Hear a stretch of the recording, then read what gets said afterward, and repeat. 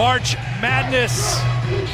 Game 2 here in Knoxville. The opening tip controlled by Oregon in the home white by Sedona Prince, and we are underway here in this matchup. You should take a look at the Oregon lineup brought to you by Capital One. Rogers for Prince.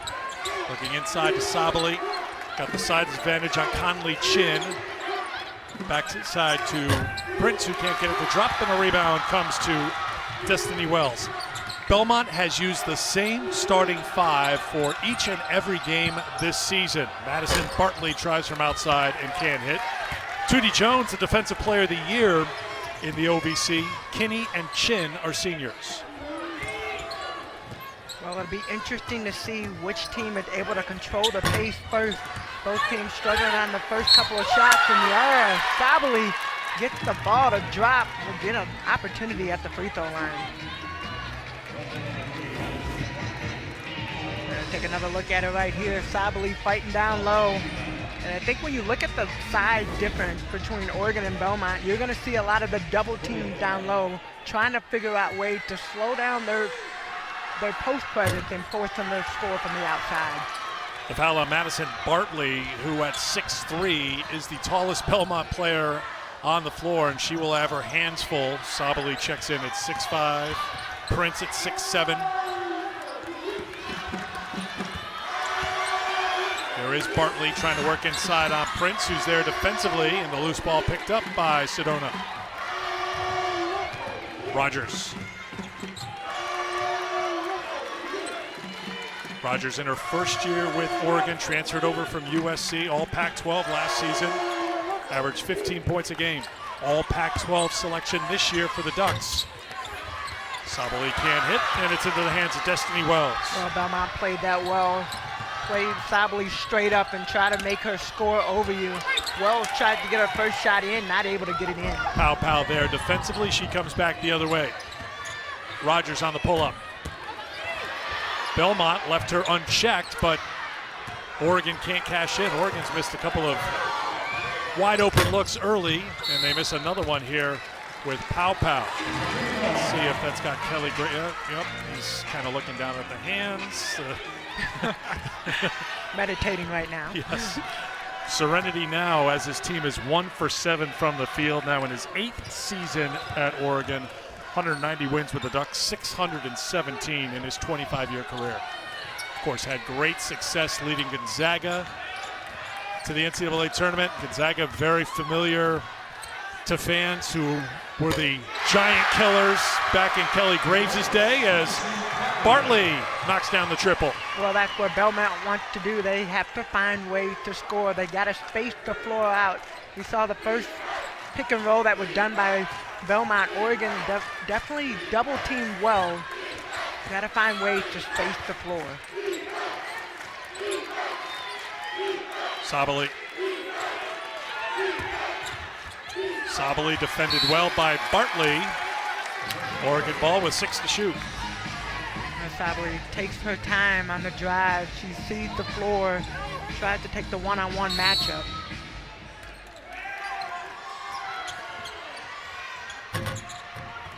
Another miss for the Ducks. Now 1 for 9 to start. Jamelyn Kinney with the push. Tootie Jones knocks down the 3. She's pumped up. 39% from outside the line. The leader in threes made and attempted. Well, 2 solid three-point attempts, and Oregon comes. Pow gets called for the travel. Now it will be another opportunity for Belmont. Bart Brooks in his 5th year as Belmont's head coach, 122 wins. He's won 4 OVC titles. The OVC Coach of the Year for the 2nd time. Was an assistant to Doug Bruno at DePaul for 11 seasons. And has had great success with this Belmont program. They have won 12 straight games, and they're up early here on Oregon. You saw right there, just a double team anytime Wells comes off the screen and roll.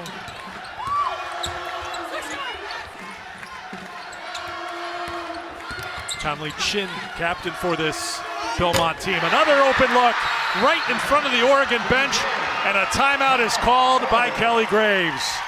Tootie Jones with a couple of threes. Belmont raining threes right now. Just saw the last one, Trudy Jones. Belmont is on a roll right now. Got to get out, got to guard them, got to defend them, especially on the three-point line.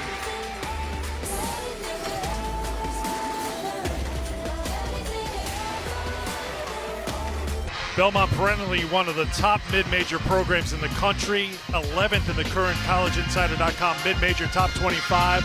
Shot to national prominence last year in the NCAA tournament as a 12 seed, upset 14th ranked in the number 5 seed Gonzaga in the first round of the tournament. Won by 5. You'll see some of those very familiar faces in that celebration on the court here today, Tamika. Well, that's one of the things they talked about in the press conference is they have the exact team back. So the excitement around that and wanting to come back and finish business. Sydney Parrish tried to keep it alive, and it's ripped down by Tessa Miller into the game for Belmont. Maddie Shear is into the game for Oregon. She is their best defender. She's been battling an ankle injury. There's another look for 3. It's very clear what Belmont wants to do. 44% of their field goal attempts are three-pointers. So that is all over the scouting report, but they've gotten looks from outside the arc so far against Oregon. Well, that's been something that's been very prevalent right now, and Pow Pow gets called for the offensive foul. Nice little charge. Conley just standing on the ground in the paint, and Pow Pow will get called for the offensive charge.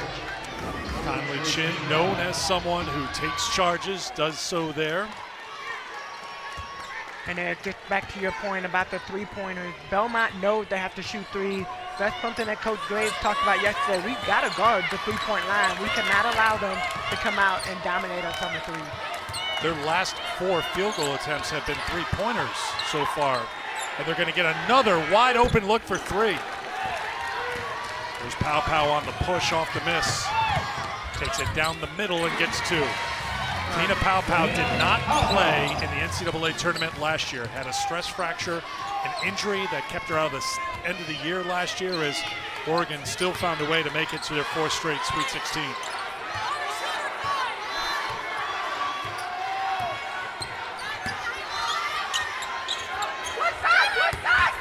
Miller finds Jones. Back to Miller, and a good clean block by Kylie Watson on the floor. Watson, another one with good length at 6'4". Well, Watson does a great job of using her length and getting the ball in the air, not allowing Belmont to get that foul call.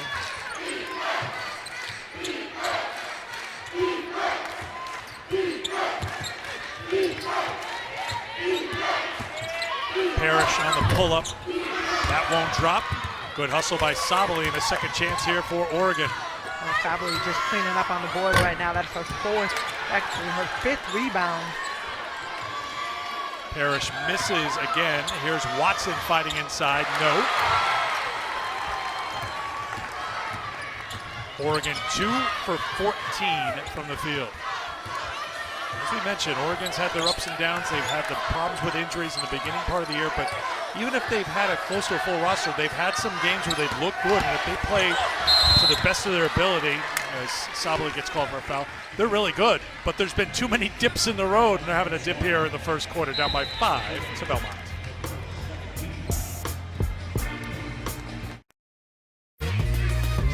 The NCAA Women's Basketball Championship is presented by Capital One. What's in your wallets?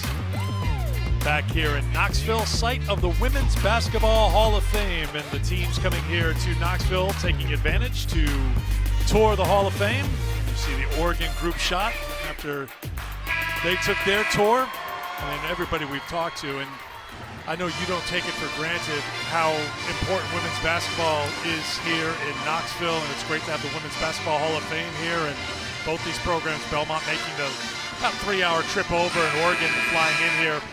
Just thrilled to be here where women's basketball matters so much. Well, that's what Coach Graves said. It's kind of like the mecca of women's basketball. You go back, and of course we have all types of Pat Summitt stories that we can go over. But now having the Women's Basketball Hall of Fame right here in Knoxville, I mean, even the players talked about the importance of going to the hall and being able to have the opportunity to see the different exhibits, learn more about women's basketball and about the people that started it before we even got here. I think we got out of that championship banner shot just before the one that matters the most to you, right? You know what?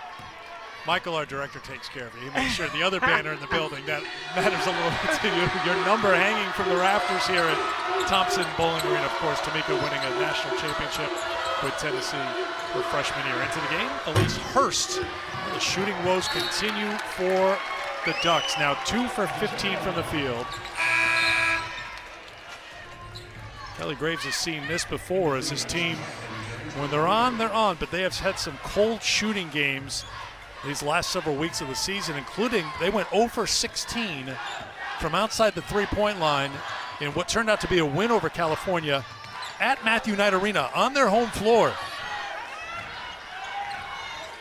Well, I think the biggest thing, Belmont is trying to get them to play outside, and they're forcing them to get shots maybe not necessarily outside of the lane, but I think Oregon needs to attack the basket. Good ball movement by Belmont to get the wide open look, and that's going to be a costly foul for Belmont as Madison Bartley, who's got a lot on her shoulders to fight on the inside today, picks up her second personal foul, so she's out, and Tessa Miller is back in. Well, Niara Sabally, when she's down low, and I think she's been kind of a bright spot thus far in this game for Oregon. I mean, she takes up space down low. You got to have somebody that can defend her.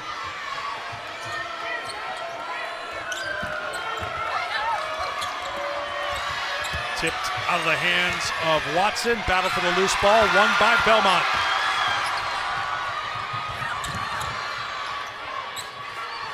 And a great job by Kylie Watson trailing the play to get the block on the attempted three-pointer. Pow Pow for Oregon. Weaving through traffic with the runner. They need more of that. Oregon started with the defensive play right there. Watson coming down, not getting the ball in the air again, but Pow Pow creating and getting down the lane. That is what is important for Oregon. Kyla McGuff into the game for Belmont. Here she is with it, number 12.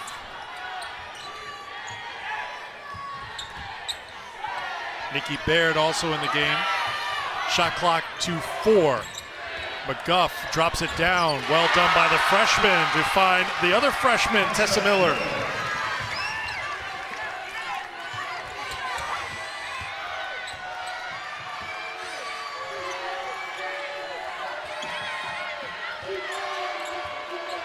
Sabally. That won't drop.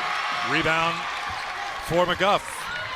I like the drive by Sabally. I like her intensity. I like her going to the basket. Just got to figure out a way to finish. Sabally knocked it away, but still controlled by Belmont.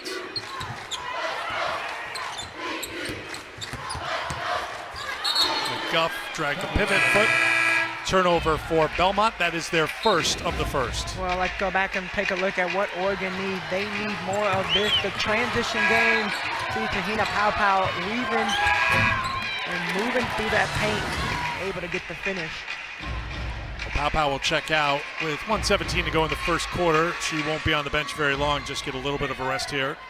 Sabally as well. Rogers back into the game for the Ducks, along with Sedona Prince. Here is Prince on the post-up. And Prince is so long down there, not able to get that finish, but those are the looks that Oregon has to continue to get.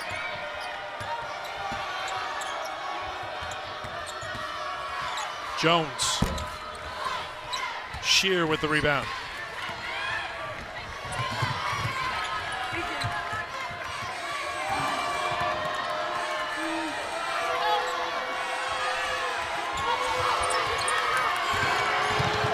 Prince, and a reach-in is going to be called on Belmont's Tessa Miller. Tessa Miller trying to steal. You see Sedona Prince dribbling the ball, and she dribbles kind of high, so you automatically feel like you can get in and get your hands on it, but great job of controlling the ball, Sedona Prince, and forcing Belmont to foul. Of course, Belmont's giving up a lot of size, but what they give up in size, they make up for in system and in scheme. They're so good defensively, but a great job by Oregon this time attacking that good Belmont defense, and it results in a layup for Prince. Yep, a nice little pick and roll action. Sedona Prince, great drop straight to the basket and a nice pass. Final possession here for Belmont. Wells dished it inside. Shear got a block from behind, and that will do it. But the lowest scoring quarter this season for Oregon. They scored 8. Well, when you're going against a team that loves shooting threes, you gotta worry about Belmont Bruins. They are lighting it up from the outside from the 3 points, all raining threes. Average 8.5 a game, and that's helped them to make a catchings jump out to a 5-point lead at the end of one quarter. Well, they've figured out a way to move this Oregon defense from side to side, and really when you look at the 3-point shots that they've made and have had an opportunity to take, they've been pretty wide open. Turnover on the first possession of the second quarter for Belmont. We'll give it to Oregon. Second turnover for the Bruins.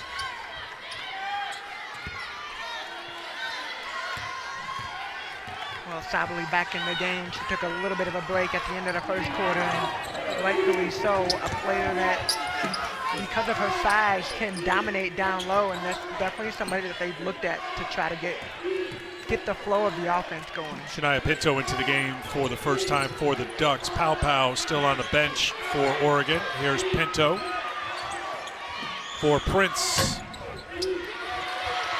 Lid on the basket for the Ducks. They're now 4 of 20 from the field, and a foul is called in the backcourt on Maddie Shear. Oh, you got to figure out. I like the aggressiveness, and I think Oregon trying to figure out a way. So a lot of these shots that they're taking are shots they can make right around the basket. Sedona putting such a beautiful shot, able to make those shots. Sadly, we've seen a couple of her free throws that have gone down. We know what she's capable of doing right there. So there's a lot of opportunity that Oregon they're missing out on. On the drive, knocked out a play, and it will stay on this end of the court.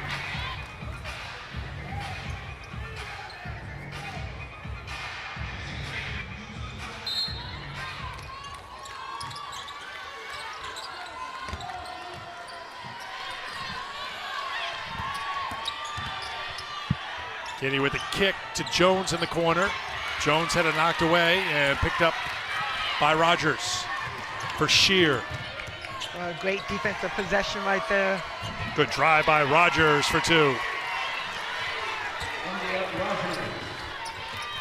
Rogers tied for the team lead, as we told you at the top of the show, 14.7 points a game. Sabally and Rogers even up, with Pow Pow not far behind in scoring average.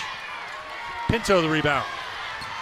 Well, that's the player right there. They're trying to figure out how do you get Wells more engaged with this offense. Foul called on Belmont on the drive by Rogers.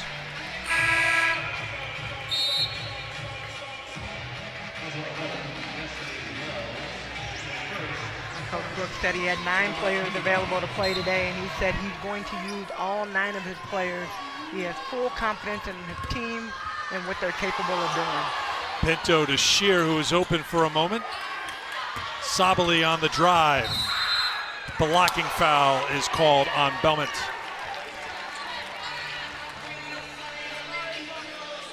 Game 2 here in Knoxville. The winner of this game will take on Tennessee.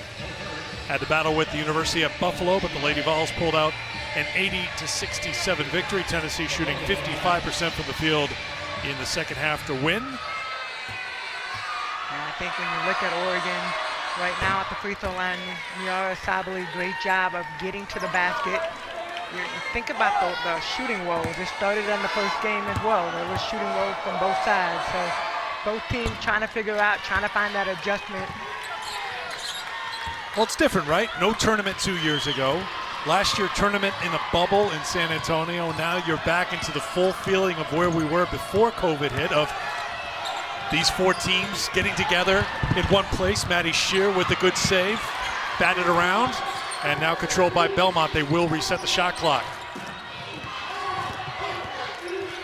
So there's an adjustment period. We saw that in game 1 in the Buffalo-Tennessee game, and certainly here for Oregon, especially in the early going against Belmont. Although Belmont has cooled off from outside the 3-point line, they are 0 for their last 5 on threes. They look for a 2. It's saved by Prince. And a great heads-up play right there, taking it all the way to the basket, not able to convert.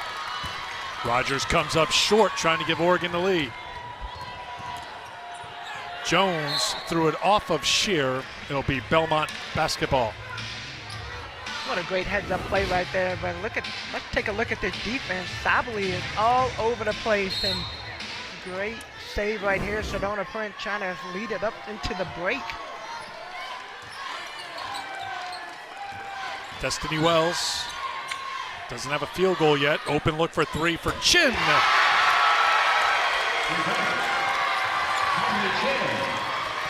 First points for the senior from Jackson, Mississippi. Well, I can guarantee you this. I don't think Wells is worried about whether the makes or the misses, as long as her teammates are stepping up and knocking down shots.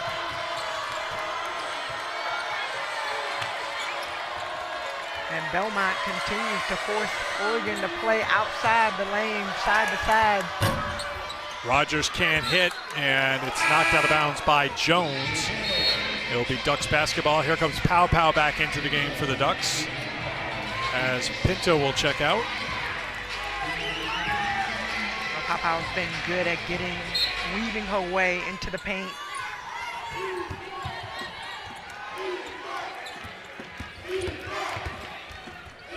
Pow Pow just into the game, not afraid to take a three, and she makes a three. Well, I love it when you have players that go out, they get a little bit of rest, they come back in, and you know this is going to be a 40-minute game. Pow Pow did a great job first quarter, finding her shot, weaving into the paint, getting to the basket, and now she adds to that from the outside. Wells trying to find some room against a very good defensive player in Shear. Comes up short. Sabali on the run. Great feed from Rogers, and here come the Ducks. Sabali running the floor hard. Great job. Change of speed with her body. Getting a nice little look. Chin again, not this time, and Rogers has it. Needs help and gets it from Pow Pow.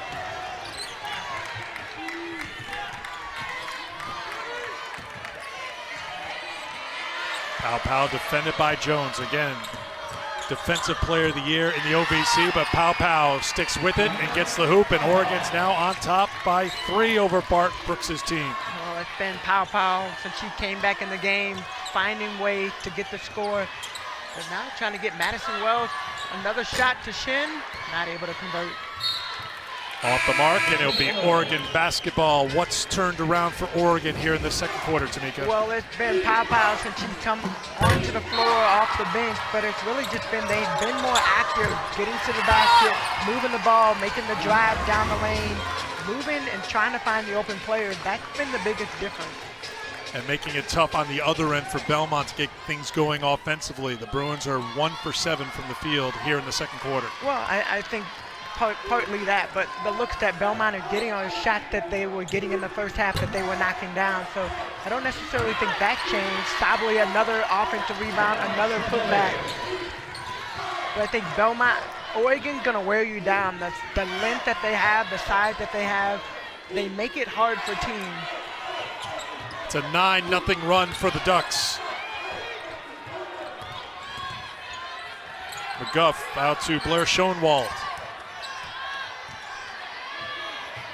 You see the 2-3 zone right now, 3-2, 2-3. It really kind of shakes a little bit depending on where the ball is. And a shot clock violation. Belmont has no idea what the shot clock is. Oregon, great job controlling the pace, controlling the speed, up and Like it's a 9 seed and beat Nebraska. So tomorrow, 7 o'clock Eastern time, Louisville and Gonzaga. Louisville, one of those #1 seeds that will be tested by the Zags tomorrow. And Louisville just loaded. When you look at their starting five, then you get to the bench, and then you get to the second tier of the bench. I mean, a lot of the players they have, and Oregon continues to reign, and Shear able to knock down the 3. So Louisville loaded with a lot of players. It'll be a fun game to watch. Gonzaga as well. Shear was injured at Colorado on February 23rd, missed 1 game, was limited in others, played 24 minutes last time out against Utah, and she's looked pretty good here coming off the bench for Oregon, especially on the defensive end. Numbers the other way for the Ducks. Rogers to Pow Pow. Pow Pow lets it fly, and a rebound for Bartley. Interesting, she is back in the game with the 2 personal fouls. She picked up her second foul with 3:03 to go in the first quarter. Well, Belmont looks like a different team, and I know we talked about this earlier. What is different about the Oregon team? Well, we didn't even talk about Bartley on the Belmont team. I mean, she is a difference maker for this team. Inside out and a 3 knockdown. Blair Schoenwald, who knocked down a couple of threes in the third quarter against Tennessee Tech in the OVC title game,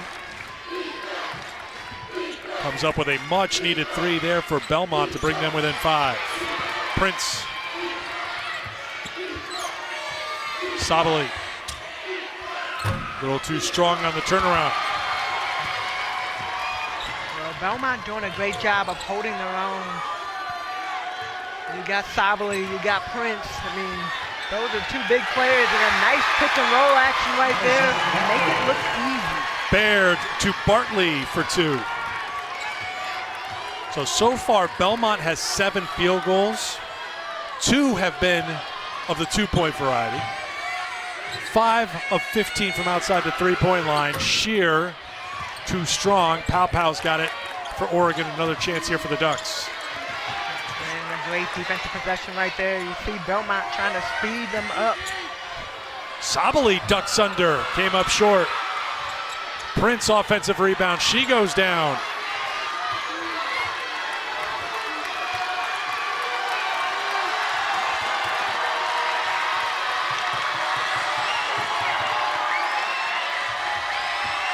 Rogers, 4 on the shot clock. Sabali's going to have to let it fly from deep and knock it down to beat the shot clock. Well, she missed a couple of bunnies around the basket, but one thing she says, I can step out to the free throw line extended if I have to. And shot clock winding down, Sabali able to knock it down. First player into double figures in this game. Well, Sabali's sitting with 10 points right now, 7 rebounds.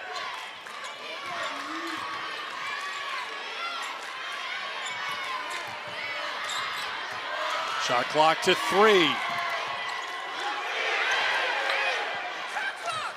Oregon saved it, and that reset the shot clock, and I think maybe they're going to have a discussion here. Did Oregon have full possession? So the officiating crew is going to have a little conversation here to see what they should do with the shot clock. That gives me a chance to remind you that coming up at halftime to greet in the studio, Kelsey, Monica, Andrea, they'll take a look back at our first half between Oregon and Belmont. There's plenty to talk about throughout women's college basketball. Princeton is the team that knocks Kentucky out of the tournament. The SEC champs falling to the Tigers, who have now won 18 in a row. Kentucky's winning streak comes to an end at 10 as Princeton picks up the victory today. So they'll get you all caught up to date on all the scores and what's coming up. I hope they take a little peek towards tomorrow. I don't want to look too far ahead, but did you look at some of those matchups tomorrow? Creighton and Iowa, that'll be a shootout. Florida Gulf Coast of Maryland. The ruling on the floor is a reset, new possession. The play is under review. That's the voice of Kyle Bacon. So they will go to the monitor here to see if Oregon did indeed have possession. Again, on the floor, it was determined that Oregon had possession because the shot clock was just about to expire and it was reset, which is a benefit for Belmont. So they go to the monitor. So one of the things that I really liked is you have seen in 25 seconds on the shot clock, new possession for Belmont. Okay. Well, there's one of the stars of the show for Tennessee in game 1. I could just tell by the hair. I mean, you know. You don't need to see anything else. That's Tamari Key's hair. And that's Tamari Key, who we get to see, who went for a double-double in the victory over Buffalo, 16 points and 11 rebounds. And now getting a chance to see her fan club here in Thompson Bowling. So you heard the announcement. They reset the shot clock, so it is Belmont possession. They don't wait very long, and it's a 3 for Kinney. Kinney able to get a 3, so you look at this score, 26-24. Belmont has hit a couple of three-point shots back-to-back and kept them in the game. Substitutions coming in. Tessa Miller will check in quickly for Belmont. Prince is coming on as Watson goes off. Belmont led by 5 at the end of 1 quarter. Bartley gets out with her 2 fouls. Got a lot of substitutions right now. Last 45 seconds of the half. Trying to make sure you get the right plays in. Sabali leans in, fights, and gets the putback. Well, Sabali's had opportunities down low, getting a lot of those bunnies and those looks. Able to convert on the second time around. Belmont will slow things down. About 3.5 seconds between the shot clock and the game clock. Oregon's done a good job on Wells. They've kept her in check.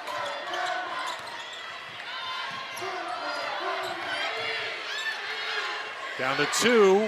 Off balance launch by Chin. No. Second chance here to beat the buzzer. Yes! Nikki Baird. Baird comes in and gets the offensive rebound. Nobody around. Oregon lets the shot clock go down. Not paying attention that the shot clock was different than the game clock. And what Ruling on the floor is the basket was good. The play is under review. Won't be a very long review. So we will count that. We will take the liberty of counting that one. So a good finish for Belmont, but it's Oregon on top at halftime by 2. Now to the studio, Kelsey, Monica, and Andrea. 6 of their first 9 field goals in this game, those 9 field goals they made in the first half, 6 were 3-pointers. It is Oregon basketball to start the 3rd quarter here in Knoxville. Oregon, the number 5 seed, Belmont, the number 12 seed. Belmont pulled off an upset last year in the tournament in San Antonio as a 12 seed over the number 5 seed Gonzaga, trying to do it in back-to-back years. Pow, pow. That won't drop, and it's batted around and controlled by Belmont. Destiny Wells is their leading scorer this year, but she was 0 for 3 from the field in the first half, had a couple of free throws. Well, Oregon has made it hard. She has been the target. We talked to Coach Graves yesterday. He said, we will trap her wherever she is. And really, she hasn't gotten a lot of wide open looks. You see the trap right there, Sedona Prince stepping out and forcing her to get the ball out of her hands. Leans in, and it's off the iron, and a rebound pulled down by Oregon. Here's Rogers. Rogers with the drive, and she was hit on her way to the basket, and she'll go to the free throw line to shoot a couple. That'll be at number 3, Bartley. That'll be her 3rd foul. So Madison Bartley picked up 2 fouls in the first quarter. She came back into the game in the second quarter. First team all-conference selection in the OVC, was on the all-tournament team, highlighted by 20 points in the semifinal victory for Belmont. Had a big second half in that game. They were down 2 in the opening minute of the second half. That's where they are right now against Oregon, but went on a 34-10 scoring run after that, allowed just 3 points in the 4th quarter. So a similar setup here for Belmont, but now taking on a team from the Pac-12 in Oregon. You look at the schedule that Belmont played, and I asked Coach Brooks about it yesterday. Do you feel like having the competition early on in the non-conference really will set you up to help you going against the Ducks? And they kept talking about Shakira Austin, and Oregon able to get the trap, but still Madison Wells continues to get trapped everywhere she goes. Parrish back to Sabali. Sabali puts it on the floor and drives with the left hand. Yeah, those are the plays Sabali was getting in the first half as well. It's just not finishing, so good to see on the first possession that she's able to not only drive, but finish.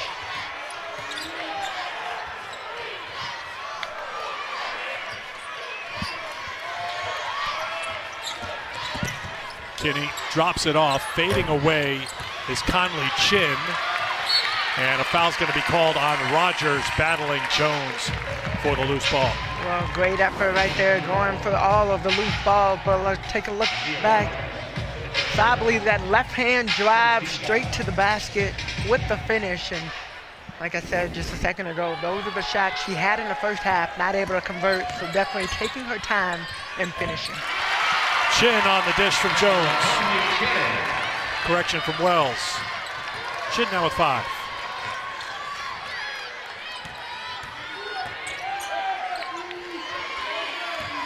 Sabali going to the right this time. The kick back out. 3's off the mark from Parrish. Parrish trying to find the range here in this game. She's their best 3-point shooter, but she's 0 for from the field so far.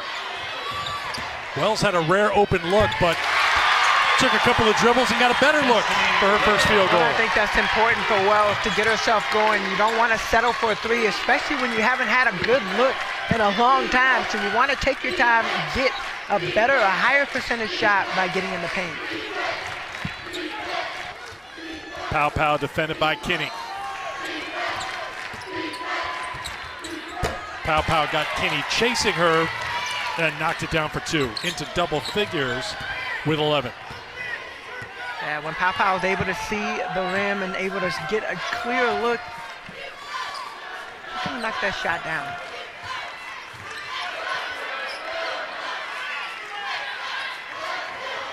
Kinney will launch for 3. Chin on the glass. And then last touch by Pow. Great job by Tootie Jones, who's a little fired up after making the play. Well, I love it. I love that enthusiasm. I love that energy. Belmont basically going against the Giants. When you look down low at the post players and you look at every single position, they are undersized, but the heart that they have and the way that they play is fun to watch. Shear into the game. Parrish checks out. Good, strong drive. Count it and 1. Destiny Wells. Well, that'll tie the game at 32. And Destiny Wells will get to the free throw line, but check it out. Taking this drive on the right hand. Got her on her hip and on her back. And able to get the finish to the free throw line. Second personal foul on Maddie Shear, and here is Destiny Wells, the sophomore from Lakeland, Tennessee. There are 4 Tennessee natives on this Belmont roster. Lakeland near Memphis. Belmont is in front by 1. First time they've led since they were on top 16-15.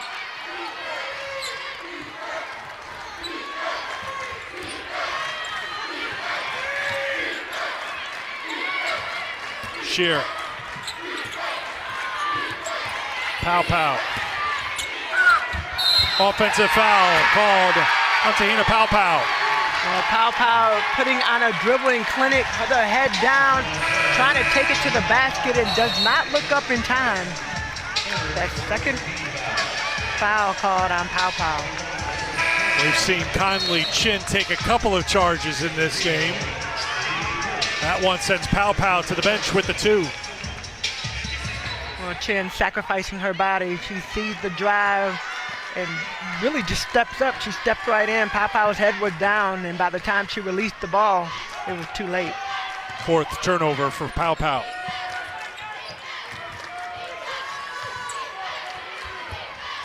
Elise Hurst into the game for the Ducks.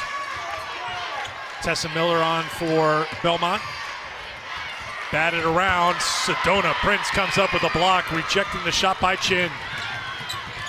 Rogers to Hurst for 3. Much needed basket by Oregon. Great transition play. Sedona Prince saved the day on the defensive end and got that transition game going. Senior from Australia who transferred from New Mexico in her first season with the Ducks. Makes her 47th 3 of the year. Good shooter. Now Rogers. Taken away by Jones. Did you say defensive player of the year? Is that what you said? Conley Chin in and out. Sabali fighting for it against Jones, and rolling out of bounds. It'll be Oregon basketball when we come back. I've got this phrase. I want to use it. Anything is possible. Oh, I was going to say March Madness, but you can go with the KG if you want. I got you.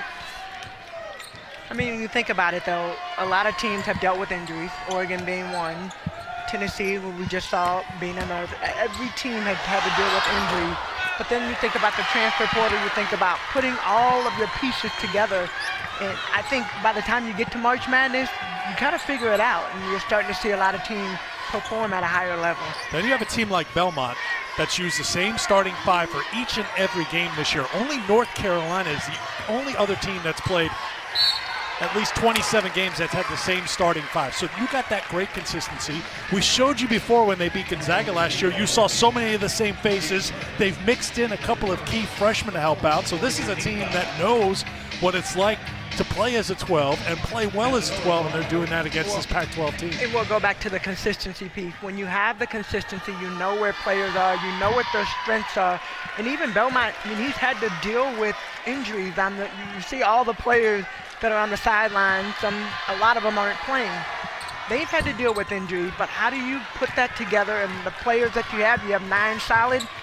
Those 9 players know they're going to play, and they're ready to step in when needed. Foul on Hurst, her first personal foul.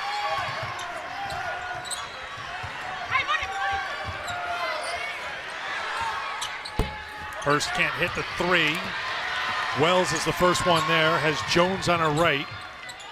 Trailing, Schoenwald in and out for 3. Oh, you got a nice look in the transition game. Schoenwald not able to finish. Ooh, I like that, Roger. Shearer for 3. There's Watson, who had some good minutes in the first half. A second chance. Shearer can't get it. Picked up by Belmont. Both teams so aggressive in this game. You can feel what's on the line, the energy, the sense of urgency that's at play right now. And it's going to be a foul on Rogers on the drive. And there will be 2 free throws now for Belmont.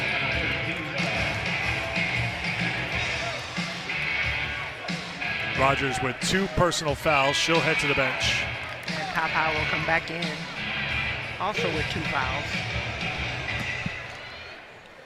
So here is Tootie Jones, sophomore from Troy, Alabama, at the stripe.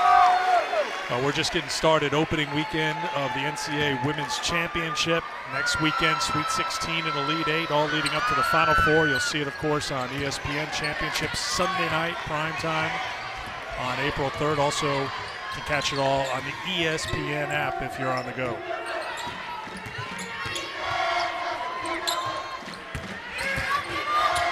Sabali inside for 2. Chance for a 3-point play. That'll be called on Bartley. In fact, Bartley, that'll be her 4th foul. And Sabali taking her time down low. Nice little spin move over her right shoulder. Bartley comes down just a little bit. That'll get her 4th foul and a trip to the bench. Comes with 2:57 to go in the 3rd. So Madison Bartley, first team all-conference selection, on the bench now. There goes some size to the bench for Belmont. Well, size, consistency, leadership, I mean, all the things that Bartley brings to this team. Sabali finishes the 3-point play. Oregon on top by 4.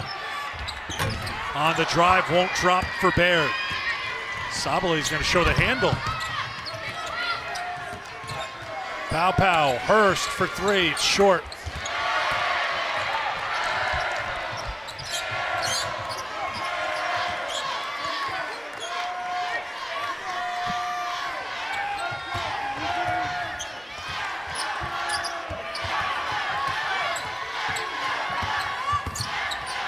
Watson there defensively to knock it away. 11 to shoot for the Bruins. Well, Watson's been good on her time on the floor. She's had a couple of blocks. That defensive possession right there, just being in the right place at the right time. And I don't think she comes in the game and Oregon expects her to explode and score all these points. I think her assignment is come in the game and don't let the defense dip. Stay solid on offense. Oh, good defensive play by Hurst on the drive by Wells. 2 on the shot clock, and Belmont will not get a shot off. Good defensive stand for Oregon.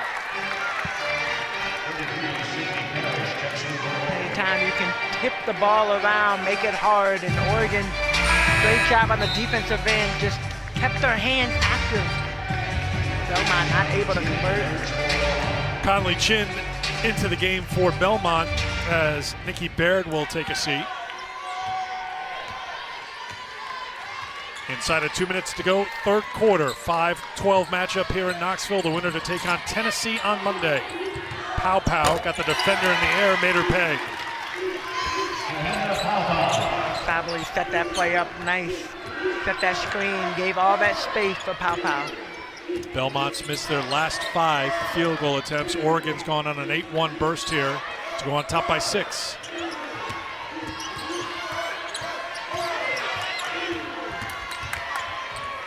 Wells on the pull-up is good. Wells read that play nice. She called for the screen first, knew that Sabally would sag a little bit too low. One dribble off the screen, right into the pull-up. She's got 9, 7 coming in this third quarter. Shear on the pull-up. Rebound for Belmont.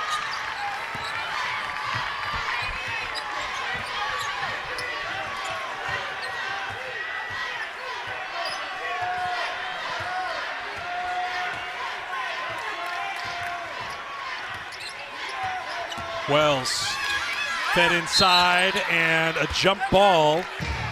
Miller went up with a shot. Oregon there with the defense. It will stay with Belmont with 10 to shoot. Well, great rotation by Sabally, drops in, and I don't know who was in this left corner out here, but when you come off that screen and you force the defense to pull in, somebody is wide open on the backside. And Sabally, great job being there, hands straight up. Pinto back into the game for Oregon. She's guarding Destiny Wells. Kinney off the mark for 3. It was a good save by Tootie Jones, who took out 3 photographers like they were bowling pins on the baseline. Everyone is up, including Tootie. It's Oregon ball.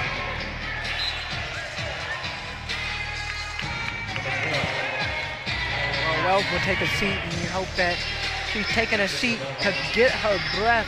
You get a little bit of a break because Oregon has been all over. Fourth quarter, be ready to come back out.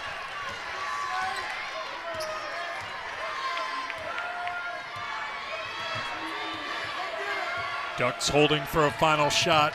Just a couple of seconds between the shot clock and the game clock. Pow Pow defended by Jones.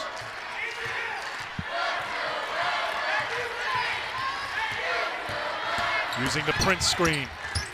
Tried to drop it in for Pinto, who made the cut. Turnover number 8 for Oregon.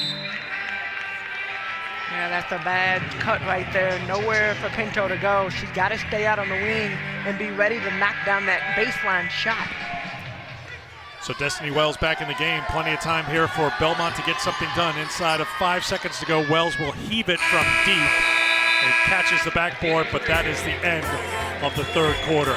Oregon was up 2 at halftime. They're up by 4. Advantage in the third. 4-point lead for the Ducks as we go to the fourth. Eric Freed, Hall of Famer. Tamika Catchings with you. Knoxville, Tennessee, the winner to take on Tennessee, the number 4 seed.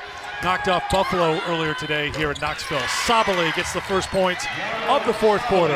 And I like the patience Sabally has come out with all game. Said it earlier, first half, not really falling. Second half, she's really been able to get the ball to fall, taking her time, been really solid on her move, and able to get those finishes. 24 of the 42 Oregon points have come in the paint. As we expected, big size advantage for the Ducks. Belmont trying to hang in there from outside, and they knock down another three-pointer. Well, that's what I was going to say. In order for Belmont to get themselves going, they need to figure out how to get some more of the threes. That's what kept them in the game early on. And even when you look at the stat sheet, nobody had reached double figures yet from the Belmont team, except Jones just did. But it's been a pretty consistent effort from every single player that's played. 7th three-pointer for Belmont as a team. Rogers can't answer for 3. Thrown down to Jones. You know she wants to step back, and you know she can make a 3.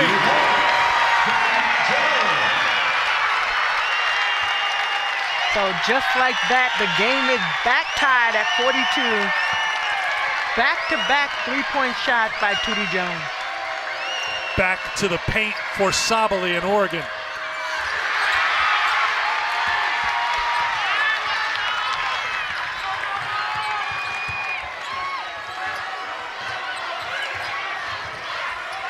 Conley Chin calls for it.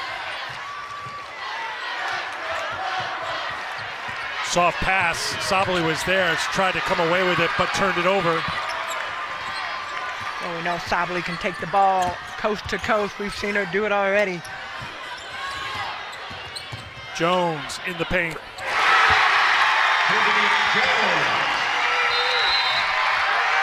Belmont has brought a loud cheering section over from Nashville. I see those in orange rooting for Belmont as well, as the Bruins are now up by 2. And they just keep going and going, but Tootie Jones raining from the three. Belmont up 44-42.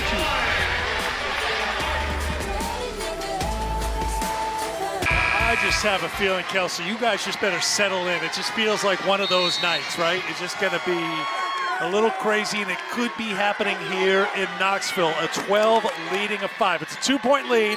Oregon just took a timeout. Let's see what they do out of that timeout call by Kelly Graves. Here is Sabali. You do what you do best. Get it to Niara Sabali. She's got 21. Well, that has been what has worked thus far between Sabali and Pow. Those are the two players that have stepped up big time. And I think Oregon, you got to figure out a way to find them. Kinney for 3.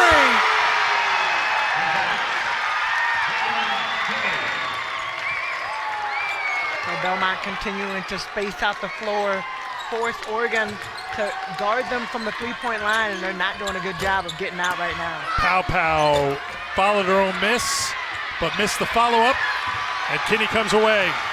Senior out of Arkansas with the push, gets it back, steps into a 3, but that one's off. But look who's flying in for the offensive rebound. Tootie Jones in a reset here for Belmont. Everyone in the building except Tessa Miller knew she had an open lane to the basket. Wells leans in on Pow. Nope. And a foul is going to be called on Oregon. A question I would have, would there have been a reset there and hit the backboard? Did Oregon have possession, fully have possession? I don't know if Kelly, there seems to be no protest here from Oregon. Well, you see the referee coming together trying to see. Well, it looked like it was would have been considered an offensive rebound. But it didn't hit the rim, so they're going to give the ball to Belmont.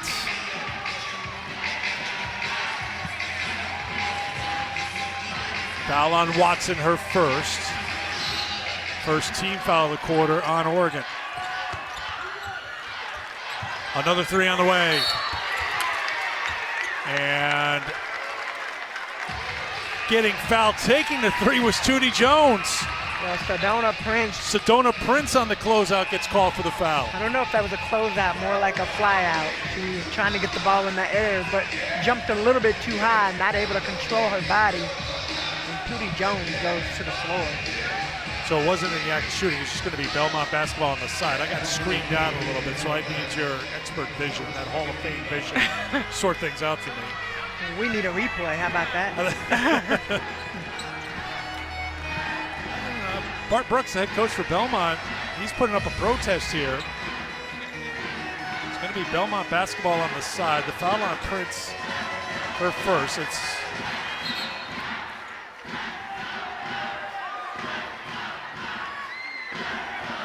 a pause here just to confirm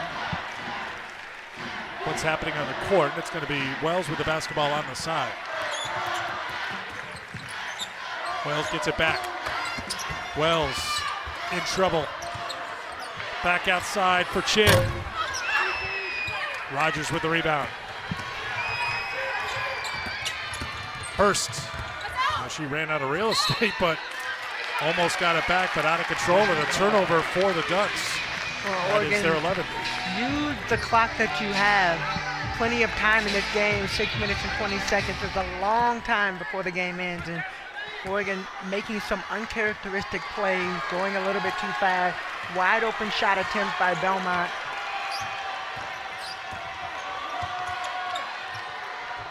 Hurst tried to knock it away from Jones.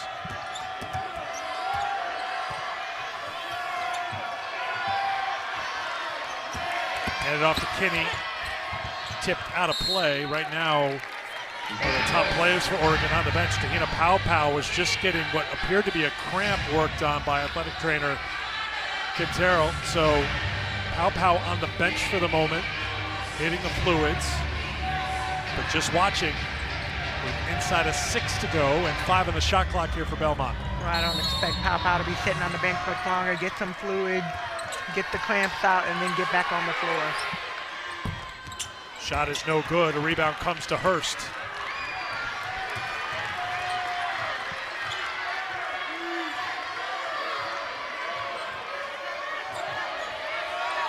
Shear. Hurst. Belmont's defense is there to stop Hurst in a battle for the loose ball. A tie-up will give it to Belmont. Super scrappy Belmont. They are scrappy, they are fighting, they are in the passing lanes, they are all over. And you think about Oregon, what has worked in the last couple of possessions? What has worked is Sabally down low, posting up Paopao back in the game. Paopau's in there, you see her, and Madison Bartley has come back in for Belmont. Their number 2 scorer, number 1 rebounder this season.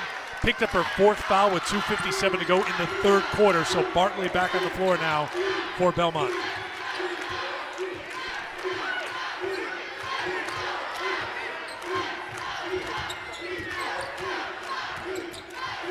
Baird for Bartley. Hand it back off to Baird. Bartley fights on the glass. Bartley will set for 3. Bartley comes back in the game, gets the offensive rebound, then sets up and knocks down a 3. Tipped out of bounds by Tootie Jones. Welcome back to the game. Madison Bartley. Belmont on top by 6. NCAA Women's Basketball Championship is presented by Capital One. What's in your wallet?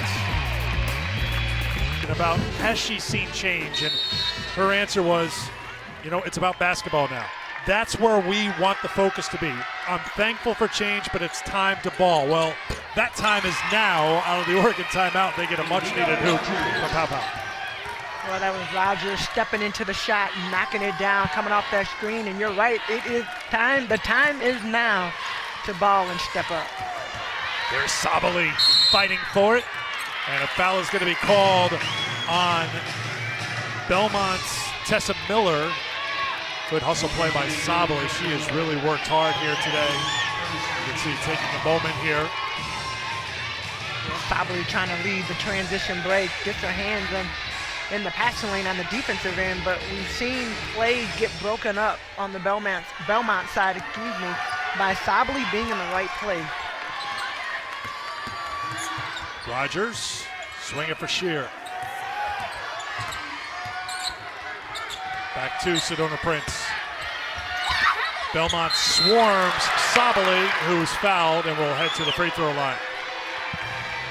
And that'll be another call on Tessa Miller.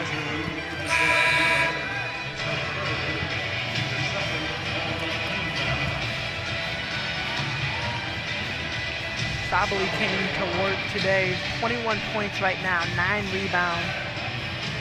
And if we had a stat, if we were able to look at the deflection, the amount of deflection, the amount of time she'd been in the right place at the right time, that would be a high stat for Sabally today. 22 points now for the redshirt junior.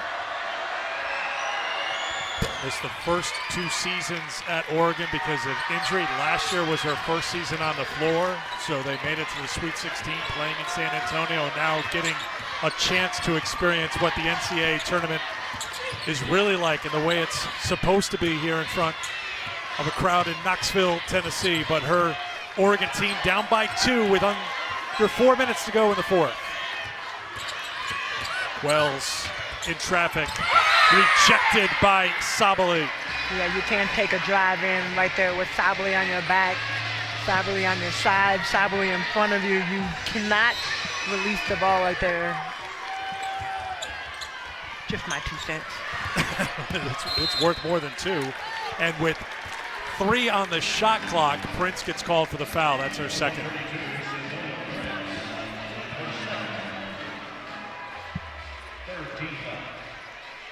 Three team fouls now on the Ducks, so it will be Jones to trigger the inbound.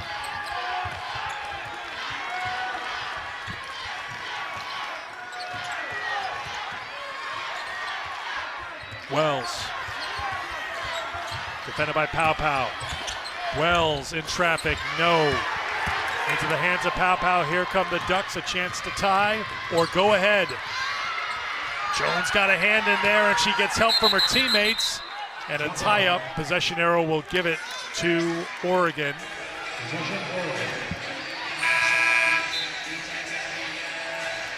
Well, Pow Pow dribbled the ball, 1-2 mini dribbles into the paint, allowing Belmont to just basically surround her and force her into the almost turnovers. I think jump ball possessions are almost just as important as being able to, or as turnovers are. Prince will try it from outside. Shear with the rebound. Jones was ready for it. The Defensive Player of the Year in the OVC comes up with the steal for the Bruins. Wells got by Pow Pow, but there is a rim protector there for Oregon with another block. 4 blocks by Niara Sabali, and when you think you're all alone, but you know you're not, Sabali comes over, just makes it look so easy. That's number 4 for the night. Miller back to Wells.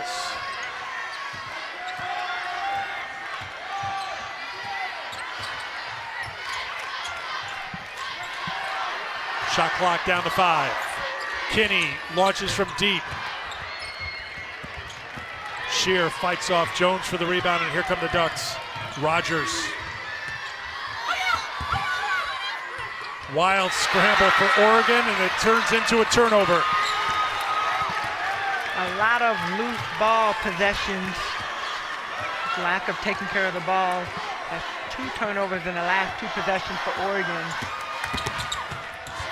Kinney doesn't take it at Sabali, but turns it over into the hands of Pow Pow. Back and forth we go. Low scoring game.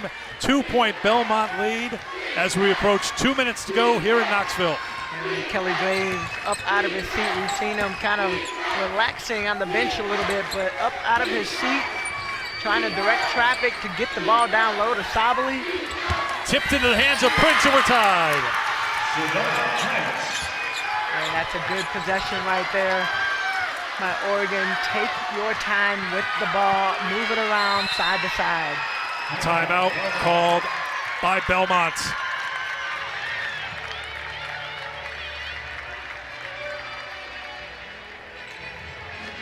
Bart Brooks' team pulled off the upset last year.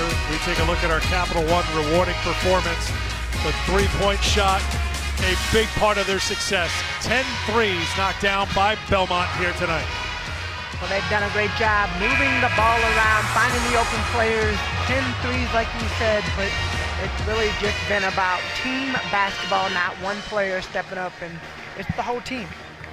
They've got 10 field goals from outside the 3-point line, 8 from inside the arc. So most of their points coming from outside the line, and we knew coming in, this is a team that took a lot of threes. They've made double-digit threes here today. They're tied at 50 with 1:40 to go.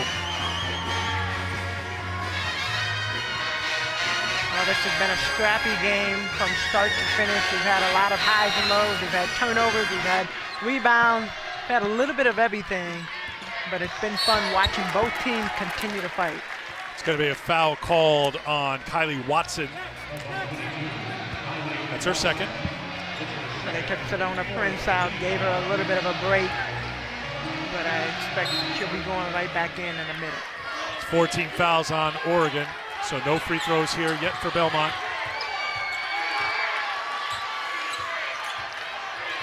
Wells for Bartley.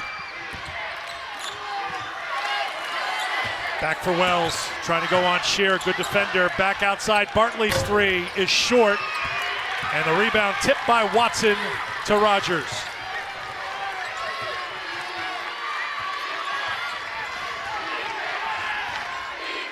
So Belmont will settle back into a 2-3 zone.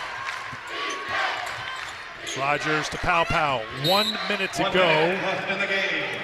Kicked away by Tootie Jones. Substitutions for both teams.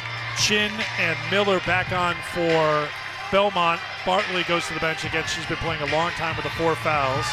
Baird as well. Sedona Prince is back in now for Oregon.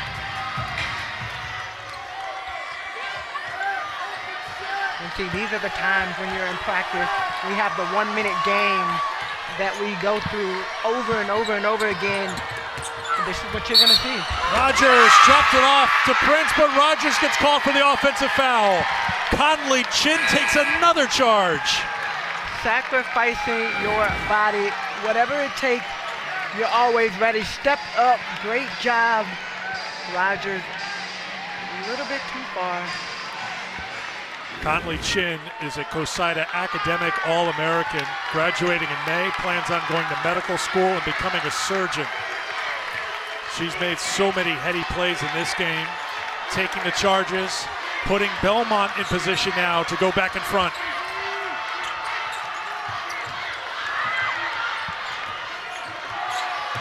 Shot clock now at 7.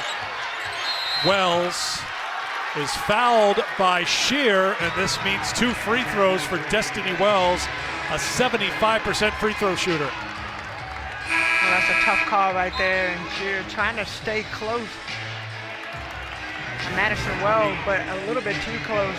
Got the hand check on.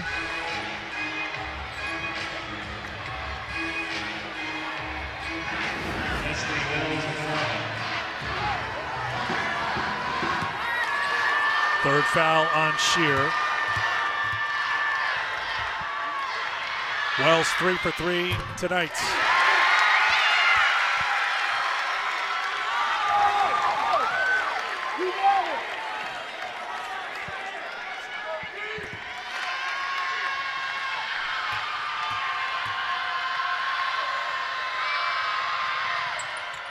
Clutch. 2 free throws for Destiny Wells. Oregon will take a timeout, and if you haven't followed the women's game closely all year, they can advance it into the front court, and that's what Kelly Graves will do. Oregon will put it into play in the front court with the shot clock turned off, 24.5 to go on the game clock in a 2-point game. Well, it'll be interesting to see what Oregon draws up. The last 4 possessions, they've had 3 turnovers.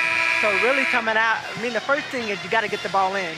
Got to get the ball in, got to set up a play. I'm thinking Sabali, you're going to go down low, you're going to try to get it to Sabali.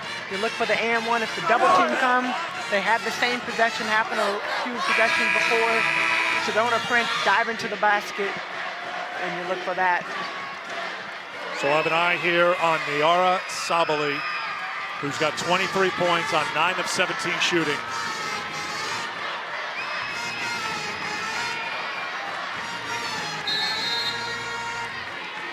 Belmont with 3 timeouts left, Oregon with 1. Belmont's thinking about maybe taking the timeout. Too late now, here we go. Prince, defender went down. They do go to Sabali. Can't get it, batted back, controlled by Belmont's Tootie Jones.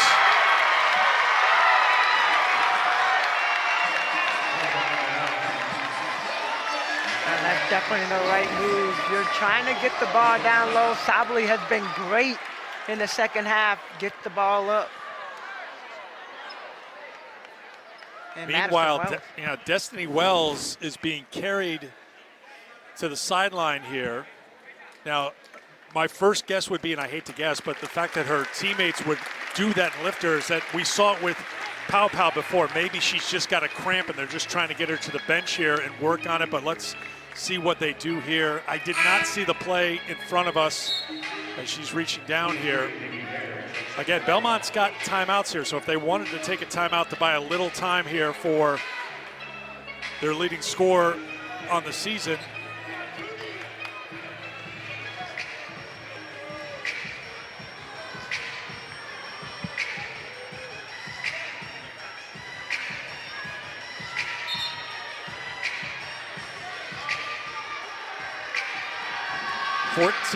.6 to go. Previous play is under review. Timing situation. Okay, so you just got the word from one of our officials. They are at the monitor right now. So that means it's time to wait here for Tootie Jones at the free throw line just to make sure they get the right amount of time on the clock. So let's see if we can follow what happens here with Wells. She came down. Just had trouble getting up. And you saw, looked like they had maybe a little icy hot. The clock is being adjusted to 15.1 seconds. She had a Powerade, you know, like the telltale signs you would think maybe they're trying to work on a cramp here, but. Well, that's what you hope. You hope that that's all that it is. And yeah, you see right there, stretching it out, drinking the Powerade, had the flex all out, whatever it takes. So Tootie Jones, who's got an interesting approach at the free throw line where she steps in to the free throw and it works for her. Spins it, steps in, launches. That one won't drop down. So Oregon will take the timeout. Again, they can advance the basketball. It'll be a full timeout here. But now it's a three-point game, and Oregon's going to have to draw up a play to tie it with a three-point shot. Well, on the flip side, you look at Belmont, 10 for 30 from the three-point line. Oregon has only attempted 16. They've only made 3 tonight. Here's what's at stake. Belmont, a 12 seed, won in the tournament last year, knocking off Gonzaga for the first win in program history in the NCAA tournament, trying to make it back-to-back years with NCAA tournament wins. Oregon has been a fixture in the Sweet 16 round. They've gone to the last 4, but they have their backs against the wall right now. Before, Sabali was the go-to. They couldn't score. Now for 3, that has not been a great part of their offense. Oregon's 3 for 16 today. Sydney Parrish is their top shooter. She's made 52 threes on the season. Hurst has been effective from outside the three-point line. Oregon's got to find an answer outside the arc. Well, I think you might even look at Pow Pow. I mean, Pow Pow is coming to the game. She knocked down a three-point earlier in the game. At this point right now, you gotta space the floor, and you gotta get your players outside and ready to spot up. As we mentioned, 3 for 16. Break it down a little bit, go inside those numbers. They've missed their last 4 three-point attempts, and they are 1 for their last 9. And right now, they're going to go with the 5 on the floor with Pow Pow and Shear. They're not going to have Parrish on the floor, and they're not going to have Hurst on the floor. Rogers, Shear, Rogers, Sabali, they're looking for a quick 2. Now they kick it out. Pow Pow, wide open 3 for the tie! And Pow Pow knocks it down from the corner. You thought they were going inside to Sabali. A great spin move to the baseline. Find the open shooter on the baseline, and great finish. Pow Pow had to jump a little bit high, but able to get her feet set and get ready to knock that ball in. A lot of confidence right there. Pretty good look on the replay, too, as Sabali looked like she had her head up. She was looking for Pow Pow the whole way as she drove towards the basket. And Tahina Pow Pow delivers from outside the three-point line to tie it at 53. Timeout Belmont. They'll bring it into the front court in a tie game. They have all sorts of options now to win it here in Knoxville. Well, it'll be interesting. Is Madison Wells coming back in the game? That will be the question right now, because when you think about scores on the floor, 7.9 seconds, she can create her own shot. Tootie Jones, you've seen try to do a little bit, but Madison Wells, this team goes as she goes. Or Destiny Wells, excuse me.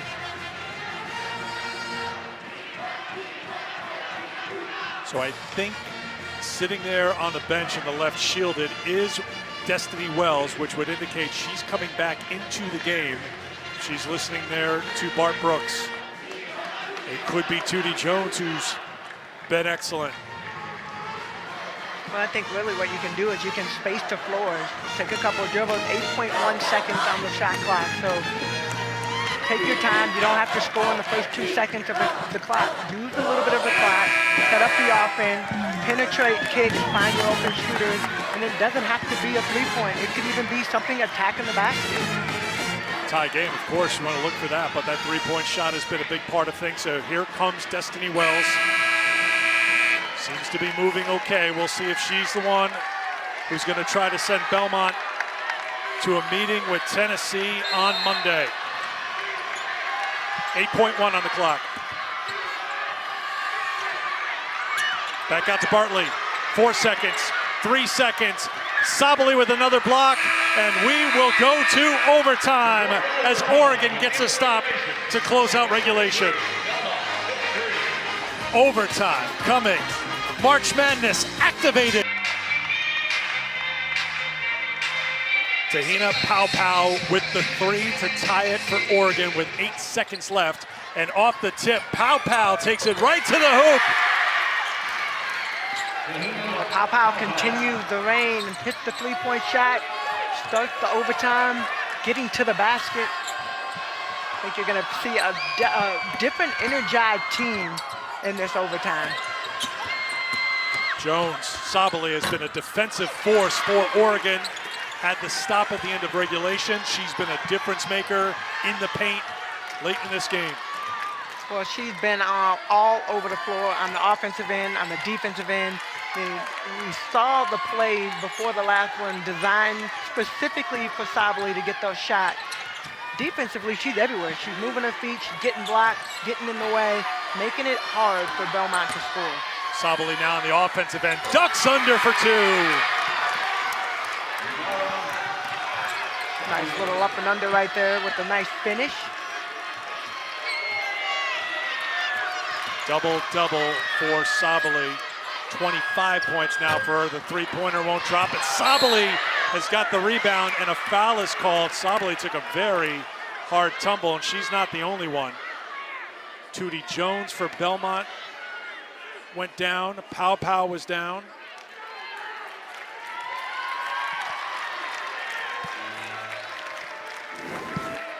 Yeah, the hustle's there.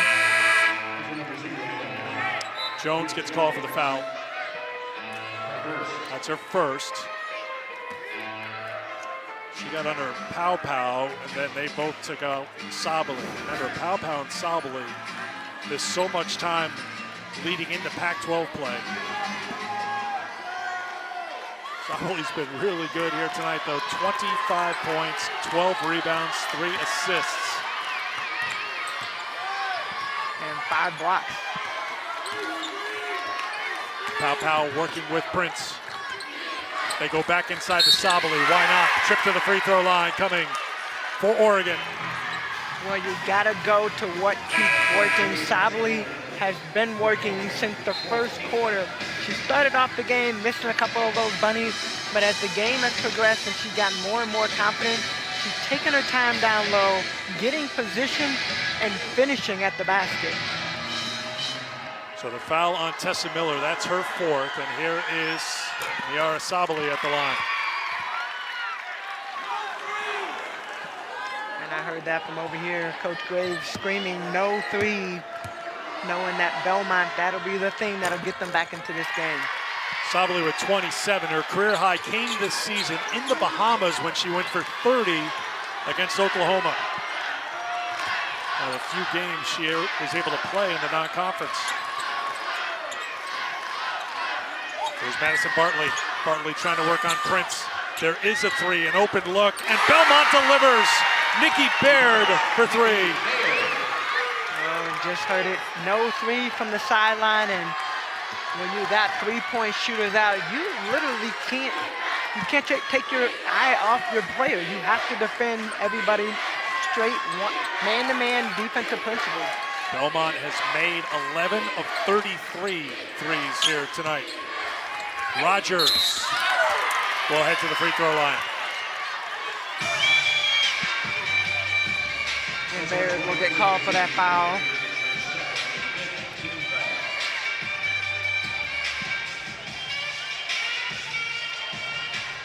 That's the first on Baird. Both teams in the bonus, 2 free throws Rest of the way, we're in overtime. Tina Pow knocked down the three-pointer with 8 seconds to go to tie the game for Oregon. Ducks got a stop on defense when Belmont tried to get off a final shot. In overtime, Oregon came out firing, jumped out to a 6-point lead. Right now the lead is 5.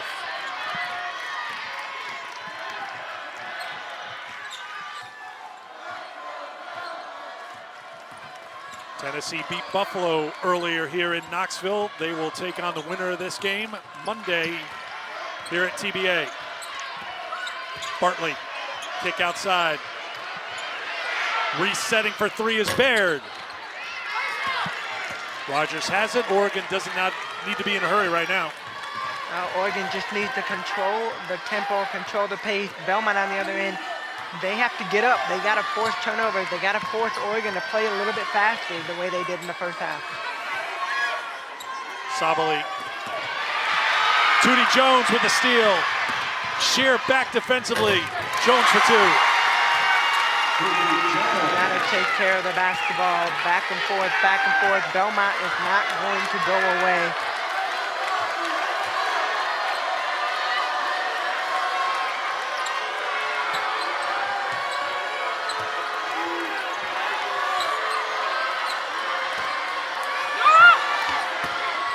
Sabali rips it away. Prince picks it up and puts it in. And a player down for Belmont. It's Jamelin Kinney.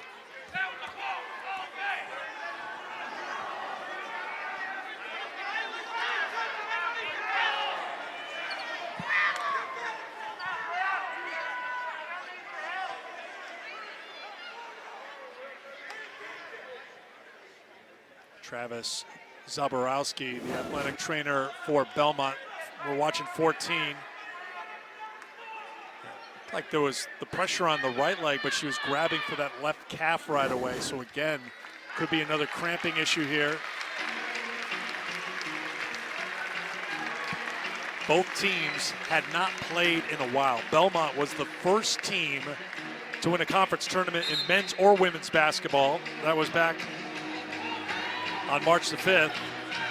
And Oregon's last game was the Pac-12 tournament semifinals on March 4th, 15 days ago. We've seen players for both teams seemingly dealing with some cramping after a bit of a layoff.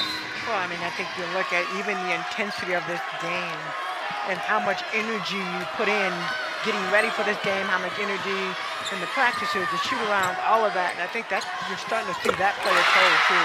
Wells is one of those players who had to go to the sideline for a little while, but she comes through with the basket to make it a one-possession game. Timeout in overtime in Knoxville.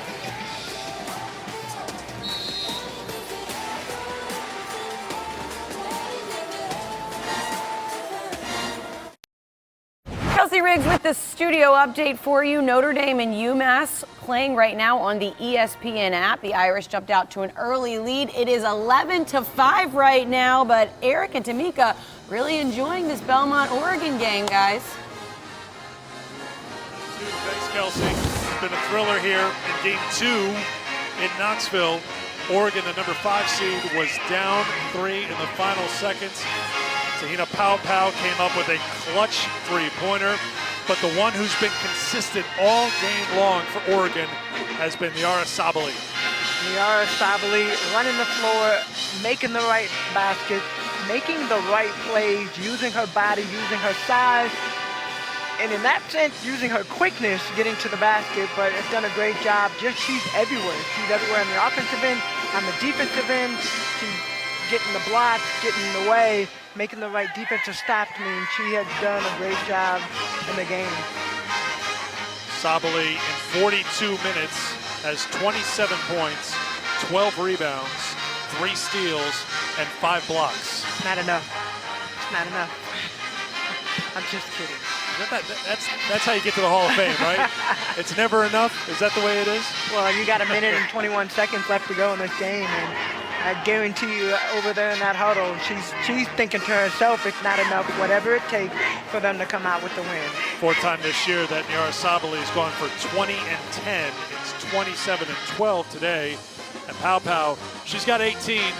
None more clutch than that 3 in the final seconds of regulation to get Oregon to overtime and avoid the upset for now against Belmont. Still a lot of time in this game.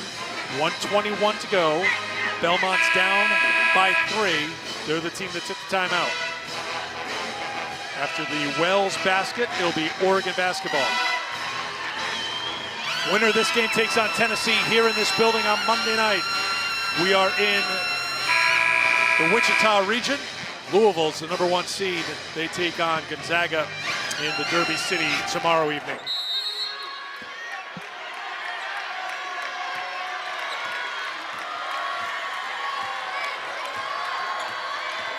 Pow pow.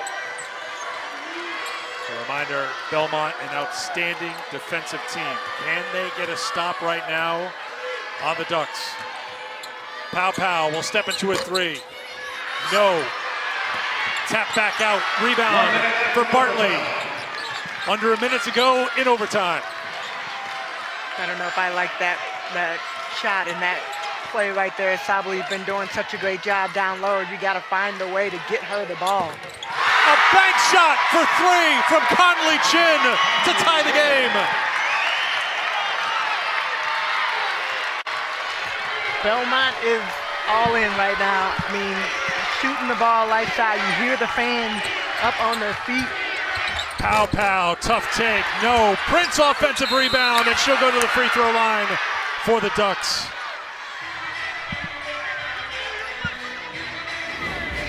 You cannot take your eyes off of any of these players, and Bartley steps out and ready to knock it in. Conley Chin for 3.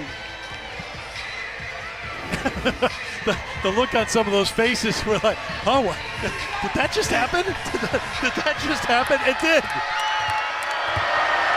Sedona Prince, 75% free throw shooter. So now Tons you of understand. confidence as she steps into the first.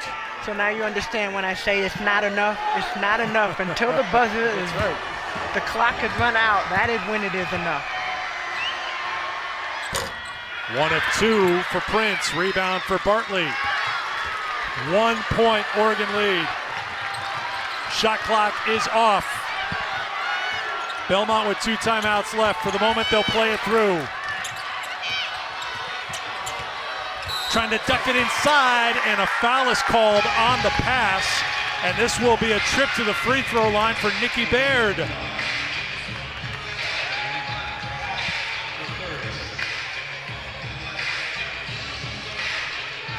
What a spot for the junior from Wheaton, Illinois.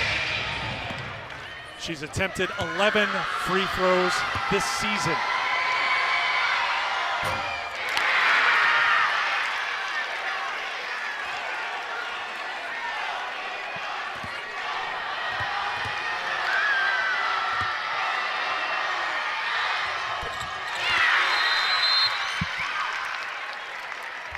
The game is tied with 11.2 to go. Timeout Oregon. They'll advance it to the front court. Well, Oregon. Now, this is where Belmont was, Tamika, at the end of regulation. They had that final possession and a chance to win, didn't get a shot at the basket. Now flip it to this side. It's a tie game.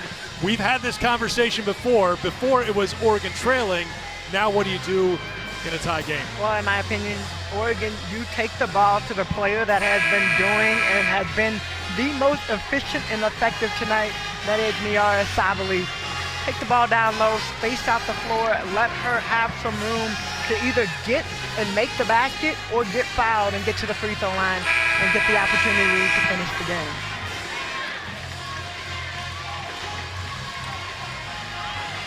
See some poker faces coming out of that timeout. No one tipping their hand here. Who does Oregon go to? Tied in overtime. Round 1, NCAA tournament. It's Pow Pow with 8.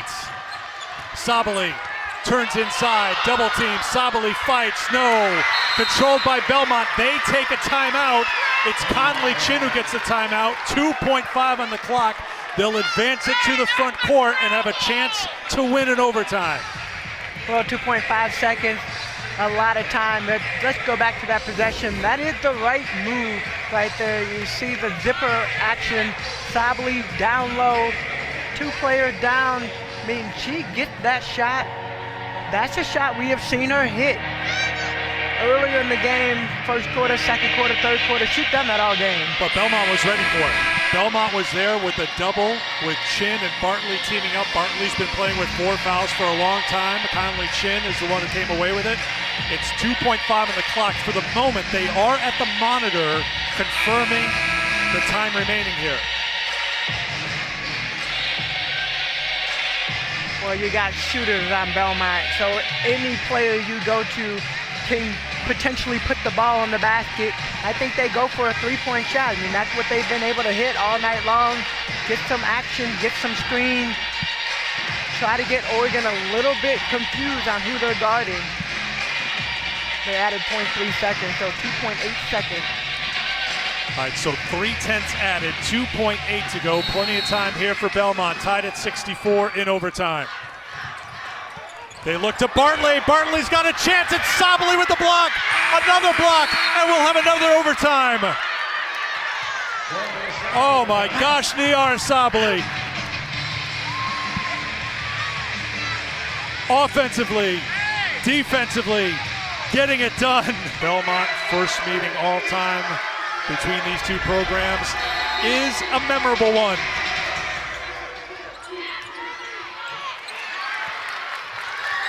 Belmont controls the tip in the second OT.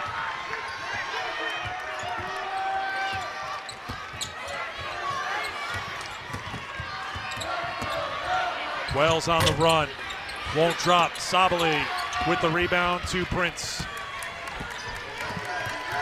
You could tell both teams a little bit tired. A little bit. Coming down the stretch, but there's so much on the line, and this has been a great game. We've seen two teams that have battled and put everything that they have out there on the line.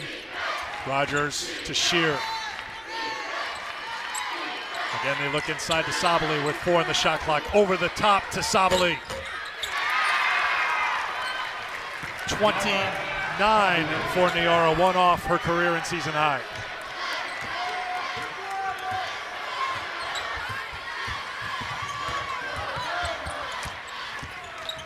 Destiny Wells trying to get around Shear. Back outside, Tootie Jones. Jones with it. Open look for 3, Bartley. Prince with the rebound. Right now, it's all about controlling the pace of the game, using the clock.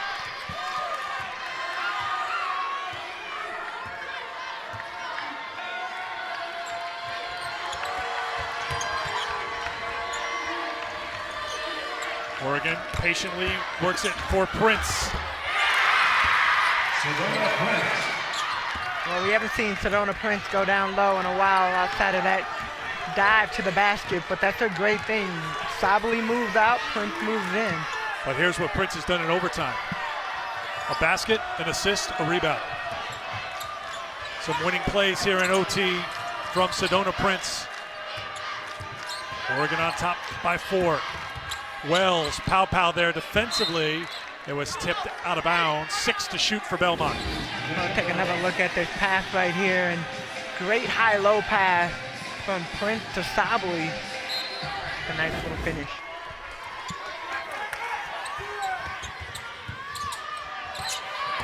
Shot clock at 3 for Jones. Has to heave it.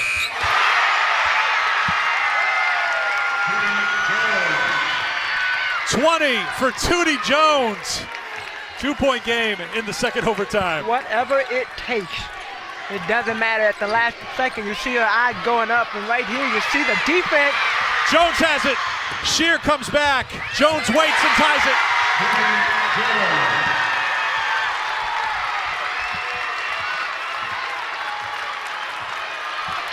Things could turn that quickly in March. Pow. Back for Sabally. Again to Sabally. Again, it's Sabally, a career high 31. Well, I like that play right there. They went inside. She passed the ball outside, gets the ball, releases the defense, and able to get another shot. Oh, Wells, beautiful pass Drop down to Chin for 2. Both teams making such beautiful plays down the stretch.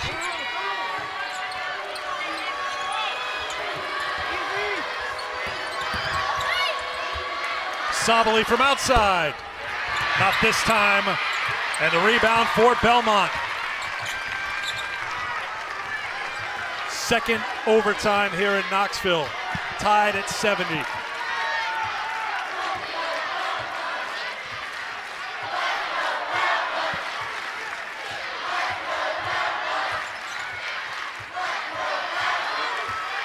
Wells against Rogers. Wells leans in, draws the contact, and she'll go to the free throw line. Well, such a great job putting your head down and taking the ball to the basket. Take a good look. Tootie Jones, where that came from, I have no idea. But not only on the offensive end, turns right back around. Defensive player of the year. Gets the rip. Gets the transition basket. Now you got 2 players for Belmont. You've got Jones chugging water right now. Training staff is running back and forth. You've got Kinney, who left the game earlier. She's been trying to stretch out her calf on the court. Wells left the game for a while. Pow was out for a little while. I mean, everyone I told you they is were a little running. tired. Yeah, they're running on fumes right now.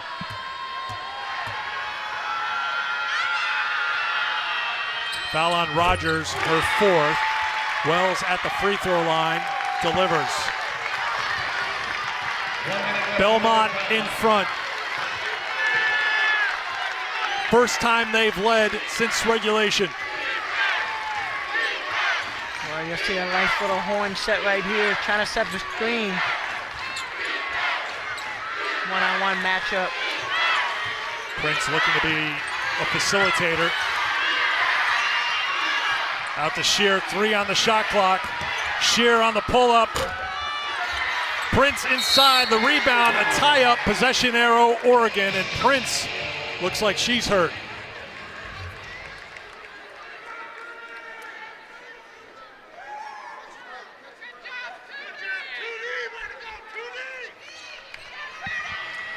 Well, you got it on both sides. Players are just exhausted. And Love right here. Oh, Yeah, the she knee landed right on her into, knees. Yeah, right. The knee right into Sedona Prince's stomach. Could have had the wind knocked out of her really quick. Just so uncomfortable. You think she's leaving the game? Nope. Absolutely not. Pow. Back off to Sabali. Belmont by 2. Second overtime. Pow knocked away. Open look for 3. It's Rogers. Sabali fights for it. Saved by Kinney. Belmont's got it. Inside of 10 seconds to go, and Belmont takes a timeout.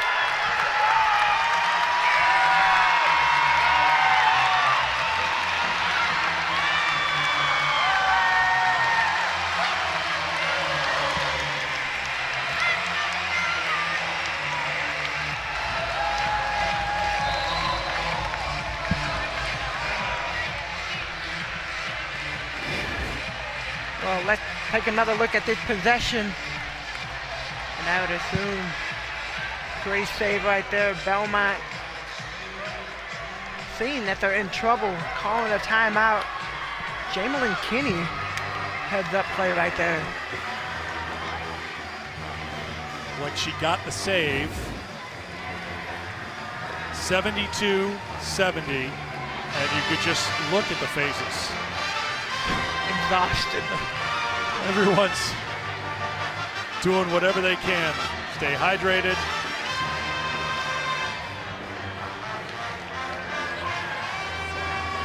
So we reset it. Each team with a timeout. 6.5 to go.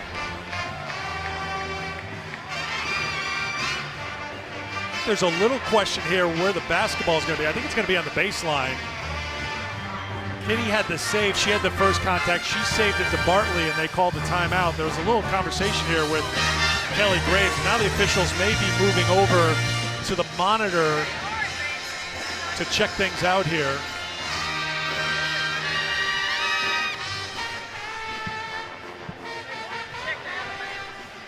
Possession arrow, Belmont. Lead, Belmont. Possession, Belmont in the second overtime. So provided Belmont ball and they get to advance it. The officials are near the monitor. They haven't looked at the monitor yet. They're still having a conversation.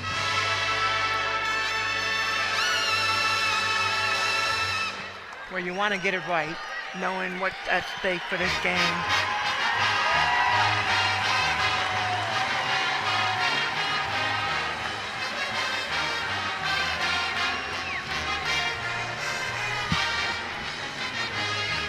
Sarah Williams is the fourth official, so she's back behind the monitors there. A little input from her as well. Teams are back on the floor. They do advance into the front court, so that's not the issue.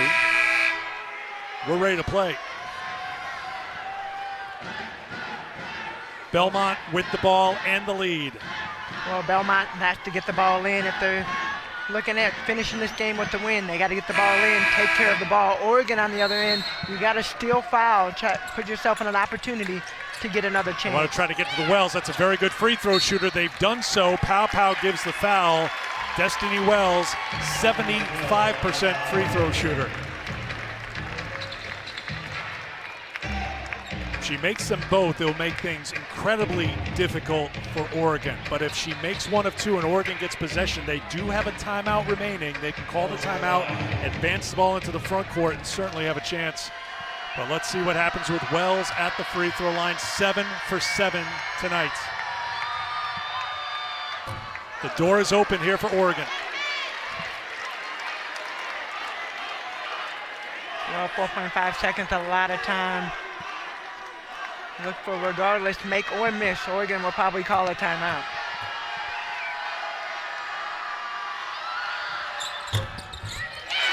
One of two, timeout Oregon. They will advance it to the front court, and they will look for a three-pointer again. Niara Sabali doing all she can to get her body to the sideline.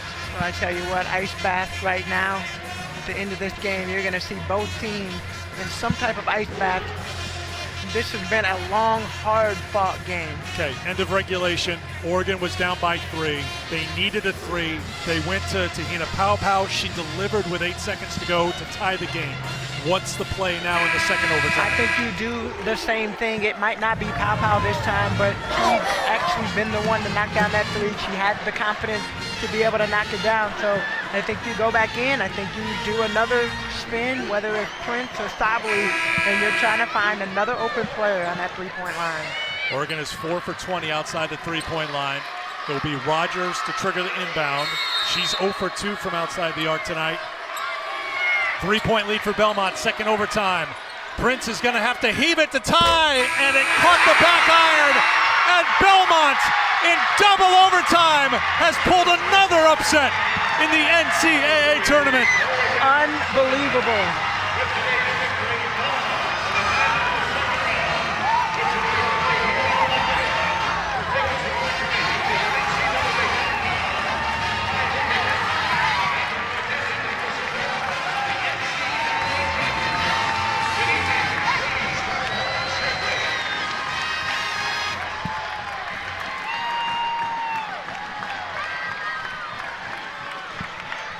What a performance by both teams.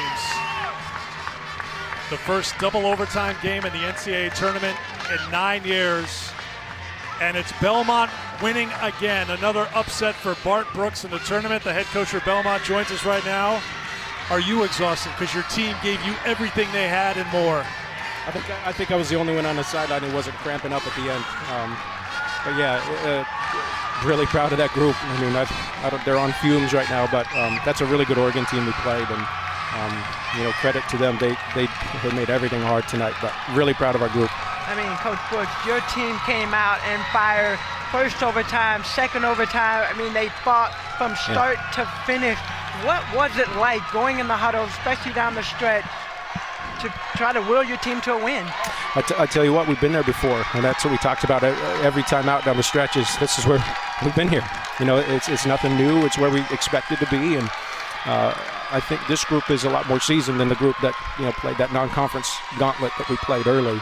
And I thought they showed it today. I wish I could take credit for some of that stuff, but that was just our players making big-time plays, and I can't be more proud of them. You may not want to take credit, but you can take part in the celebration. You know how to do that in the NCAA tournament. Congratulations. Thank you, guys. Thank you. Bart Brooks, the head coach for Belmont. His team gets it done. 73-70. Tears for Belmont. Here's that last play again and again. We talked about Belmont's defense. They got the stop when they needed it. And in double overtime, they're celebrating. And what a showdown coming up on Monday. Belmont from Nashville here in Knoxville to take on Tennessee. The Bruins moving on to round 2. For Tamika and our crew, I'm Eric. It's been a pleasure. So long from Knoxville.